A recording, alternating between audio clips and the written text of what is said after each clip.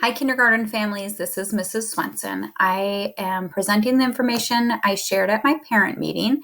I understand some of you weren't able to log in, and I know some of you weren't able to attend. And if you did attend and want the information again, here it is. So, Mrs. Swenson's virtual classroom, which we will start on Monday. The first thing I want to say is give yourself some grace, and me too. This is a learning curve, and we are in this together. Just know that I will be working at home some days as well, as I know many of you are. I will also have my first grader doing school at home and sometimes my preschooler. So if I have to step away a moment or if your child needs to take a quick break, let's give each other a little grace and figure it out together. These are our virtual expectations. These are the same ones I've already talked about with the kindergartners, but making sure they're on time, having them mute their mic and unmute when they need to. That takes a little bit of practice. Make sure they're in a quiet spot at home, preferably one where they're not walking around the house with their Chromebook. It makes me a little dizzy. Having their camera on so I can see if they're engaged, and then making sure their device is charged or possibly plugged in. I'm not sure how long the battery will last during a meeting. And making sure they have their supplies with them. So their binder, we will need that sometimes during our meeting, our writing folder, our little paper books, sometimes our math book, and then of course our writing supplies and our notebooks. I'll try to give them a heads up before they need it so they have time to go get it, but ideally we'd like it close by. If your child is going to daycare or grandma's or somewhere else, making sure they have these supplies with them in their backpack would be really helpful. And then finally, here is our schedule. So it'll be the same Monday, Tuesday, Thursday, Friday. We will have morning meeting from 8:15 to 9 with our number corner and phonics. Our writing is going to be done in small group. So I will take half the class. And when they're not doing writing with me, that is their snack break, their bathroom break, a little bit of play break. Ideally, I'm going to have them try to stay logged into Google Meets, but just in their own separate room.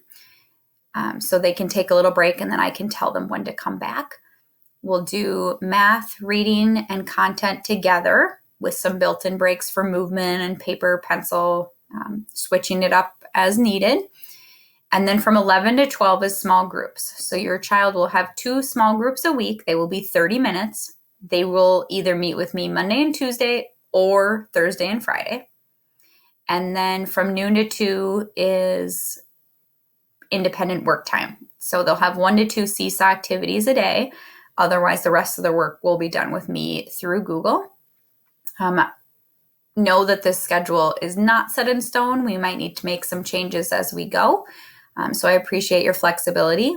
I will email you the schedule. I will post it in Seesaw. So you know, you can print it out and put it in their binder. I can email it to you separately to print. Just let me know what would be easiest for you. And then I want to give a couple reminders since they're going to be reading and writing at home on ways that you can help them. So the first thing is to remember that there are 3 ways to read a book.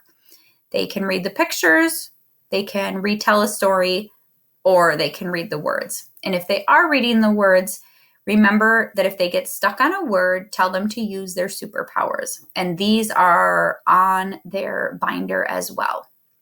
Pointer power, make sure they're pointing to the words. Picture power. It's okay to read the pictures to help you read the words.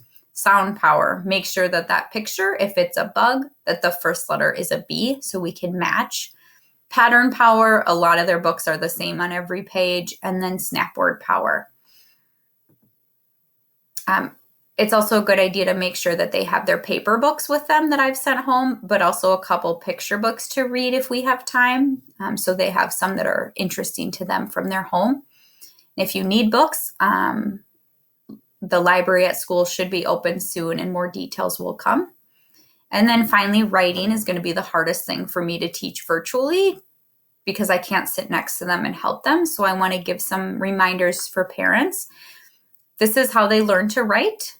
First, it's beginning sounds, beginning and ending. Eventually, they'll have spaces and snap words. So know that when I'm asking them to do writing, I'm not expecting spaces right now. I'm not really even expecting sentences. We're just beginning that. and I don't want things spelled correctly. I want to see what they are struggling with so I know how to help them. So if they're writing at home, things you can say are write the sounds you hear, catch the first sound, say the word with me, stretch the word out, and look at your ABC chart. What does it sound like? So if they're writing hippo, that starts like hat from our ABC chart.